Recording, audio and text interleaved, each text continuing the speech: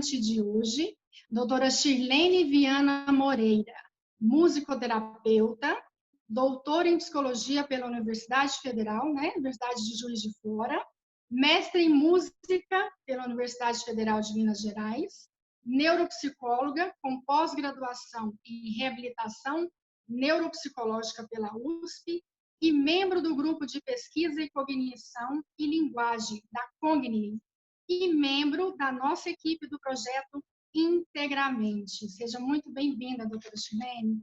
Passo a palavra com você.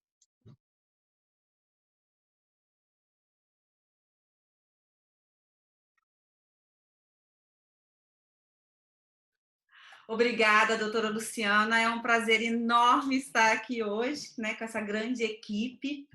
Obrigada também, doutora Ariana, né, que está aqui com a gente hoje, psiquiatra, o musicoterapeuta Idekel, né, e também um agradecimento enorme para a doutora Tereza Raquel e o doutor Delson. É um grande prazer fazer parte dessa equipe. Estou muito, muito feliz. Muito bem, vamos começar então a nossa aula. Vamos compartilhar essa tela. Muito bem, cuidar de quem cuida, né? Então, é um tema que para mim é muito instigante, né? Cada vez eu venho estudando mais e venho convivendo mais com cuidadores e cada cuidador me ensina e cada paciente me ensina. Então, assim, somos todos diferentes, mas ao mesmo tempo temos várias semelhanças, né? A gente tem as nossas particularidades e tem aquilo que é comum à doença.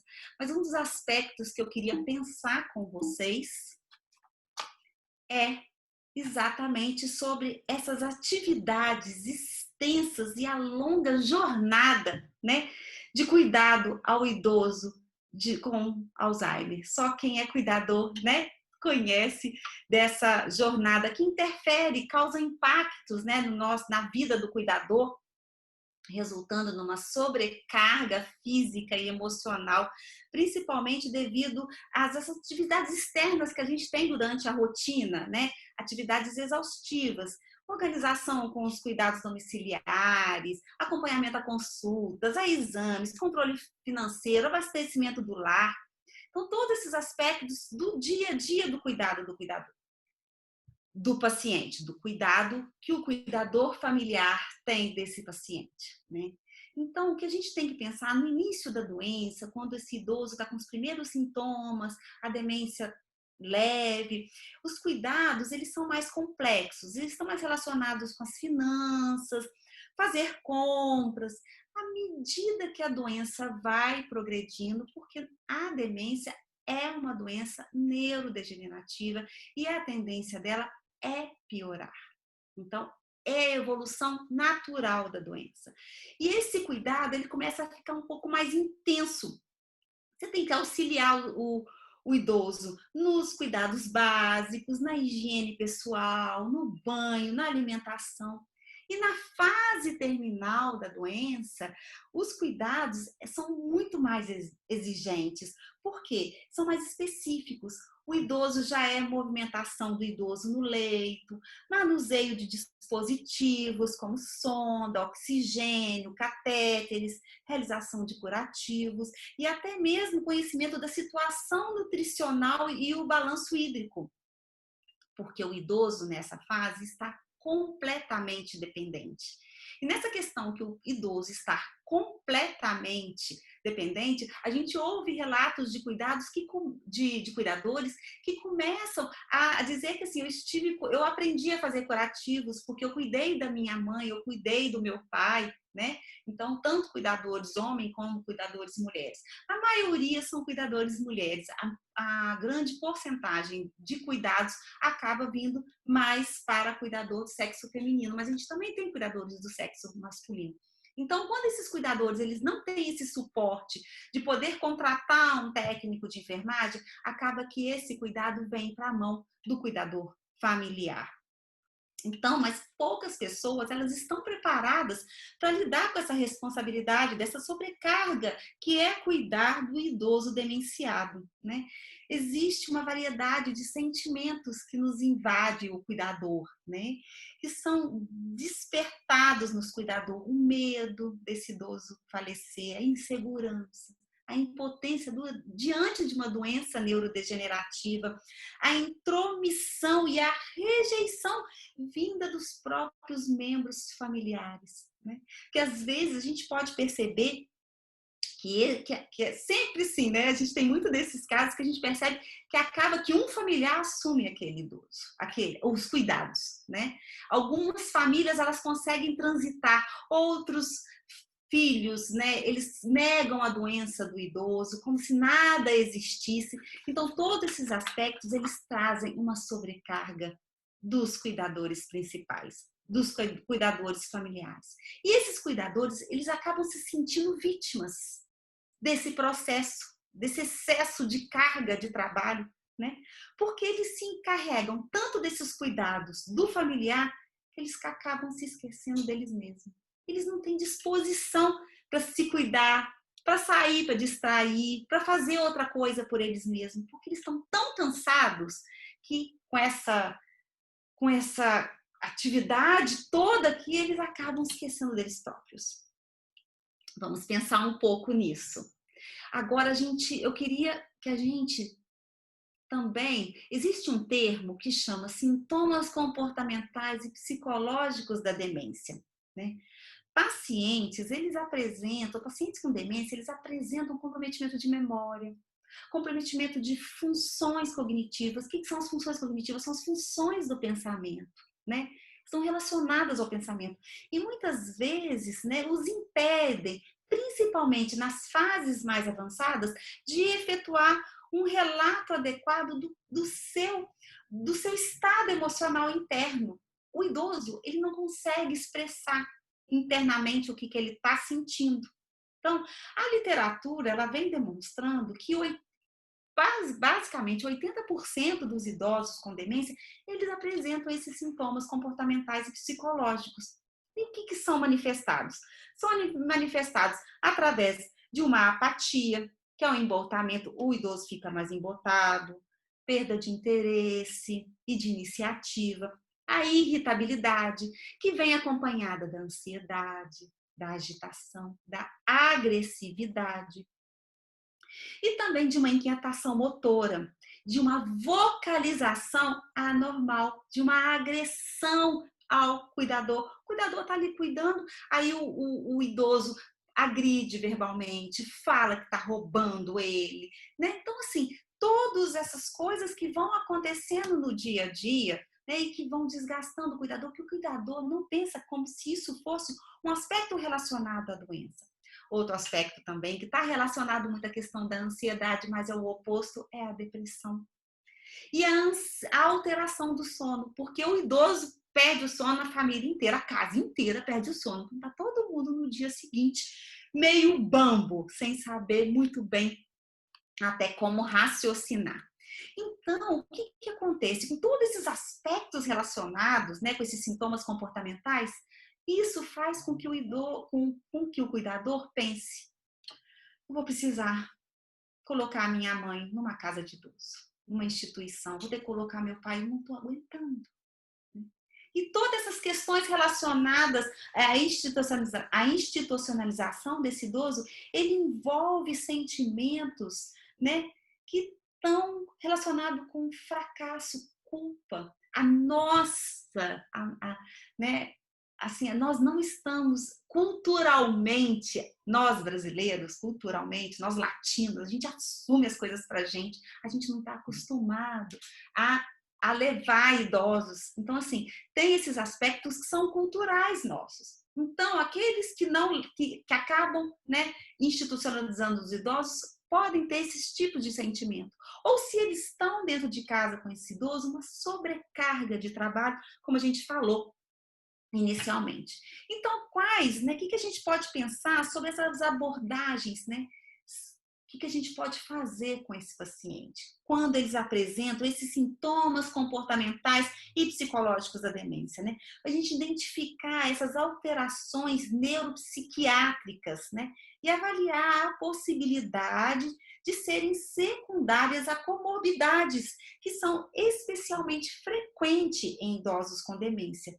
Por exemplo, um paciente com infecção no trato urinário, uma infecção respiratória, às vezes não apresenta febre, mas tem uma alteração comportamental.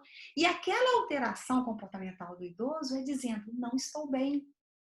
Então, às vezes o idoso está batendo em todo mundo, não porque ele está com uma questão, mas por causa de alterações secundárias. Outra coisa que poucas pessoas prestam atenção está relacionado à desidratação. O idoso desidrata muito rápido. Idoso, a gente tem que hidratar de 1 em 1 hora, né? Mas o meu idoso não gosta de água. Minha mãe não bebe água de jeito nenhum. Gente, dá suco, dá água de coco, dá um gostinho nessa água, para dar prazer nessa água, para esse idoso beber água pelo menos de 1 em 1 hora, com aquele, oferecendo água para aquele idoso. Olha que delícia, aceita. A gente faz tim-tim, a gente brinca um pouquinho com essa água, né, para esse idoso poder estar hidratando. Outro aspecto relacionado também são os efeitos adversos de drogas, de medicações, que têm muitos efeitos colaterais. E isso a gente tem que estar com uma parceria com o médico, porque a gente tem uma tendência a levar idoso para tudo quanto é médico. E o idoso pula de médico em médico. A gente precisa ter uma parceria com o médico para ele poder, essas medicações, elas poderem, a gente entender o que é da medicação, o que é do comportamento do idoso. Então, é importante. Quem tem muito médico não tem nenhum. Tenha um médico de sua confiança para acompanhar, principalmente essa parte medicamentosa. Outro aspecto, o idoso tem os ossos muito frágeis. Às vezes, uma caidinha fratura e você não percebe. E aquele idoso está reclamando, está gritando, está agressivo e você não sabe por quê. Pode ser por causa dessas características. E aí? Em vários países, né, a primeira coisa que se pensa em relação ao tratamento são medidas não farmacológicas, que incluem adaptações de ambientes, para a gente ver se esse idoso, às vezes a gente tem que levar esse idoso para nossa casa, que é um ambiente completamente estranho a esse idoso. Tem alguns idosos que ficam em várias casas, né? Um dia fica na casa de um filho, outro mês fica na casa de outro filho, outro mês fica na casa de outro filho, ele fica completamente desorientado. Então, às vezes, você tem objetos desse paciente em casa, móveis desse paciente, já que ele não tem, você não tem como deixar o idoso na casa dele, se ele vai ter que ficar na casa de algum familiar, que tragam objetos relacionados com esse idoso para ele se sentir mais acolhido. Né? Outro aspecto, adaptações de ambiente, são, vocês já ouviram falar na síndrome do pôr do sol? Né? Que é muito comum, praticamente, assim, os pacientes, eles têm muito essa característica, muito comum em pacientes com doença de Alzheimer. Então, chega naquele horário de 4, 5 horas, eles estão completamente desorientados. Querem ir embora para casa, mas eles já estão na casa deles, mas eles querem ir embora para casa. Como lidar com esse tipo de situação? Então, acendam todas as luzes, né? Mantenha essa casa bem iluminada nesse horário, para que esse paciente ele não perceba muito essa mudança de horário e não tenha, né, essa síndrome do pôr do sol. E aí depois você vai ter o jantar, né? Vai ter alguma atividade que você faz com esse paciente e aos poucos vai tirando esses ruídos sonoros, as luzes, para ir acalmando esse paciente poder dormir. Então, a gente precisa de orientações dirigidas aos cuidadores, né? E por isso que é tão importante os cuidadores estarem com outros cuidadores que possam trocar informações e precisam também de orientações. Outra atividade importantíssima são programas de atividade física leve, pequenas caminhadas. Mas caminhada na rua não é possível porque pode levar um tombo, o idoso está com uma marcha, uma dificuldade de marcha, Caminhe em casa, pegue orientação com o fisioterapeuta, quais as atividades que a gente pode realizar todos os dias com os idosos. Esses programas de atividade física auxiliam no sono, auxiliam no funcionamento gastrointestinal do paciente, todos os aspectos que auxiliam. O emprego da música. E aí eu falo, procure um musicoterapeuta. O musicoterapeuta, ele pode te auxiliar nas atividades que podem ser realizadas com esse idoso. Porque a música, ela também pode fazer mal. Em vez de auxiliar e acalmar esse idoso, essa música, dependendo do tipo de música, dependendo do horário, pode agitar mais o idoso. Então, sempre a música é benéfica, muito benéfica, mas ela precisa de você. É interessante a gente ter orientação de um musicoterapeuta. Outro aspecto relacionado, né, com os sintomas comportamentais e psicológicos da demência sobre a família dos pacientes é muito elevado. A gente tem que pensar na atenção aos familiares e cuidadores. É fundamental orientar o familiar que procure identificar se existe algum fator associado, né, ao aparecimento do sintoma. Então, eu sempre sugiro a gente ter aquele diário do idoso, né, que a gente fala né, que a gente pode anotar o comportamento do idoso no dia a dia, para a gente tentar entender. Então, registre. Quando acontecer algum tipo de ocorrência, tenta ver, registre o dia, o horário, quando que esse comportamento aconteceu, para a gente poder pensar um pouco, né, sobre esses sintomas comportamentais e psicológicos da demência. E outra coisa que a gente tem que pensar também é a gente tentar evitar o confronto com o paciente, né? A gente vê muito isso. Ah, mas você não tá lembrando de mais nada. Para que falar isso, né? E o idoso falar, eu quero, né? Você tirou todo o meu dinheiro. Para que você vai confrontar o seu idoso com isso? Isso não está relacionado a idoso, mas sim a doença que esse idoso tem, né? Então, às vezes, o idoso quer ir embora, eu quero ir embora para minha casa, eu quero ir embora para minha casa. Então, vamos, tá bom, a gente vai embora para sua casa, mas olha só, fiz um bolo delicioso para a gente poder comer. Vamos lá na cozinha comigo? Oferece alternativa para esse idoso. Nossa, olha essa planta. Você viu aquela plantinha como que ficou bonita? Distrai esse idoso com outra coisa, né? Para a gente não poder ficar, né, naquele movimento que não sai do lugar, né? E aí a gente distrai e oferece outra alternativa. E a gente tem que ficar muito preocupado com os transtornos psiquiátricos no familiar. Porque o familiar passa por tanta coisa e não sabe lidar com todas essas situações, então às vezes é necessário encaminhar esse familiar para um atendimento individual, um atendimento em grupo, ou mesmo um tratamento farmacoterápico. Um psiquiatra, nesse momento, é muito importante, um neurologista, para poder nos auxiliar nesses aspectos. Então, a gente tem que pensar também, né, melhorar a situação emocional desse cuidador, né? Como que a gente pode fazer isso? Né? Contribuir para a redução do estresse desse cuidador.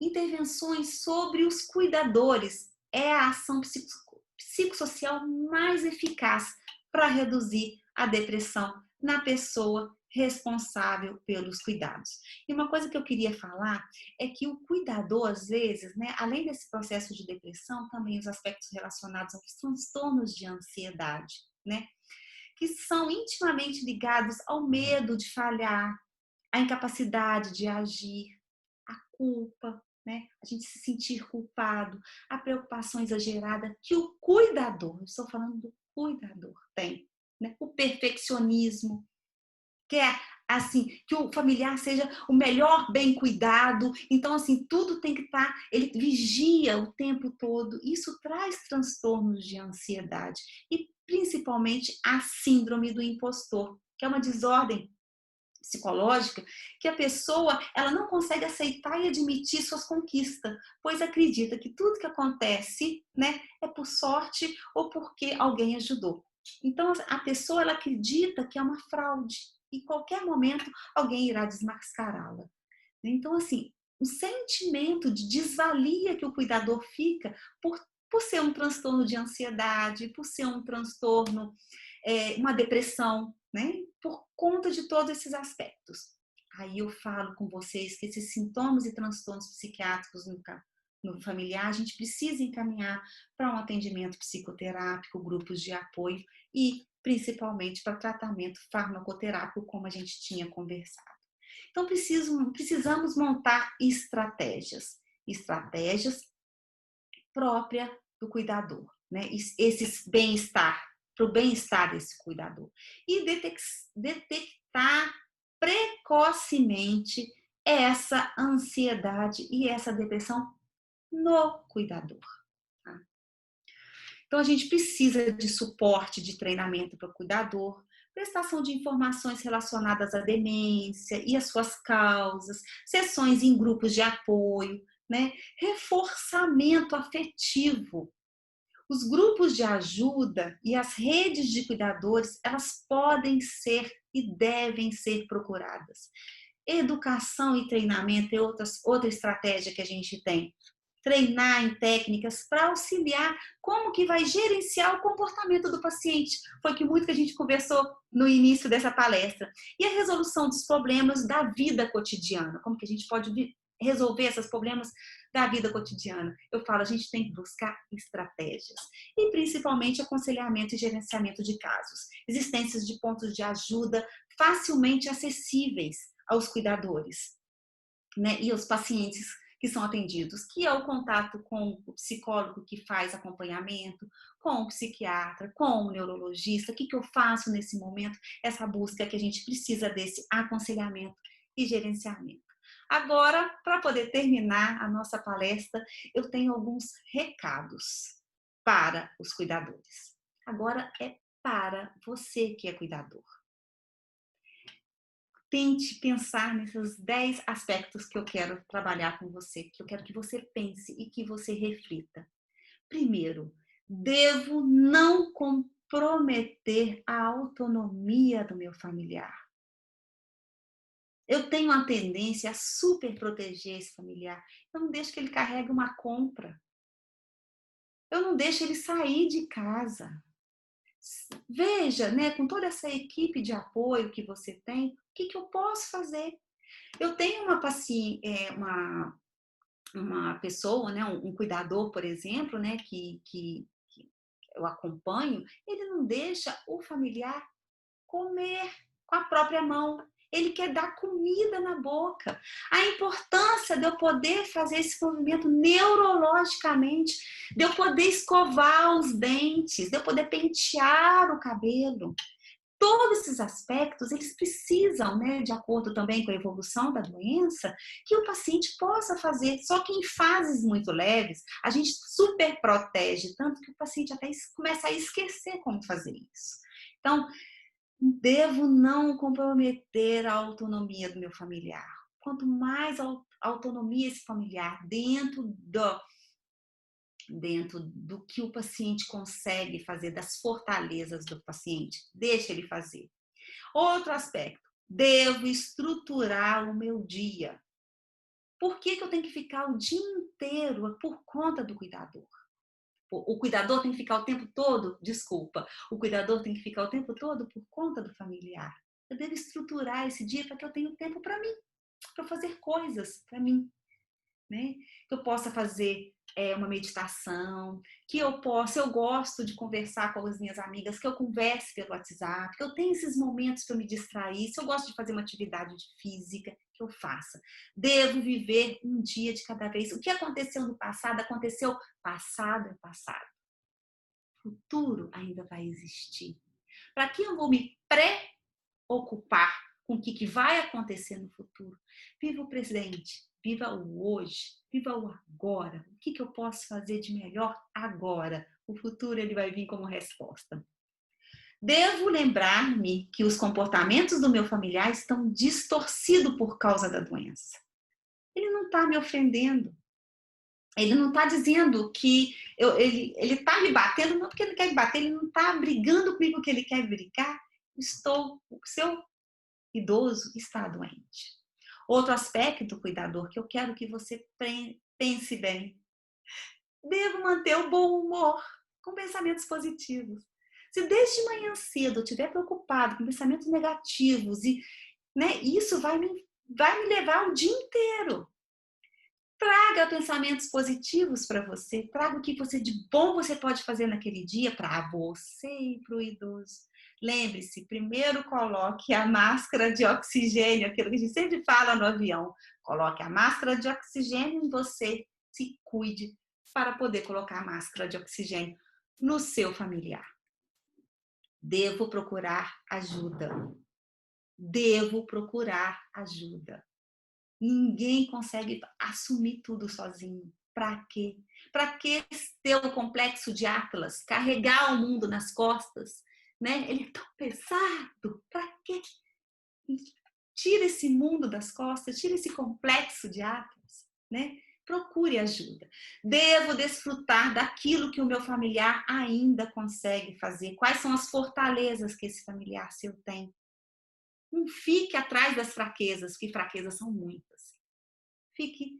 Tente se posicionar através das fortalezas para a gente poder conseguir não, trabalhar melhor as fraquezas, porque a partir das fortalezas, aquilo que ele tem ainda preservado. Devo manter uma rede de apoio. Isso é importantíssimo. Lembra daquela amiga sua que você não procura há muito tempo? Procura ela. Bate um papo, conversa com ela. Não fica falando de doença, senão ela não vai te aguentar.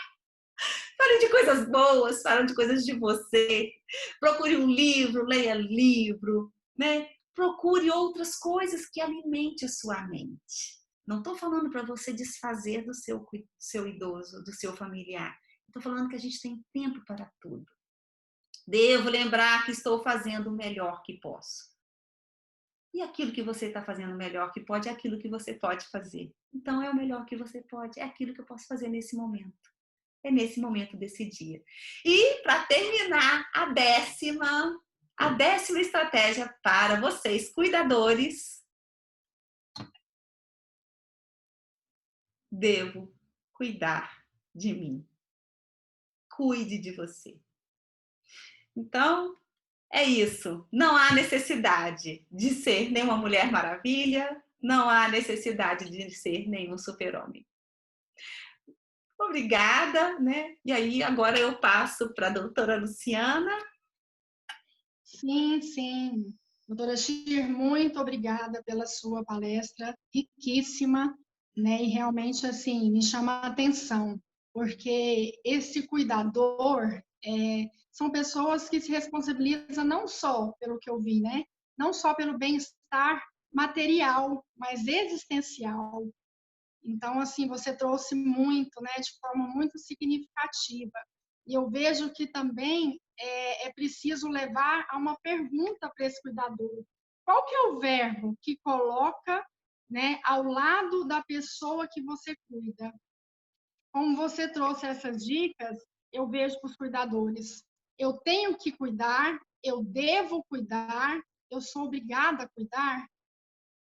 Ou eu quero cuidar, eu aceito cuidar? Eu acho que o nosso cérebro precisa dessa decisão para ele ficar mais leve, mais saudável. Então, o cuidar, né, o aceitar, é uma forma que vai ficar mais leve. Muito obrigada pela sua palestra, doutora Chico. Doutora Chico.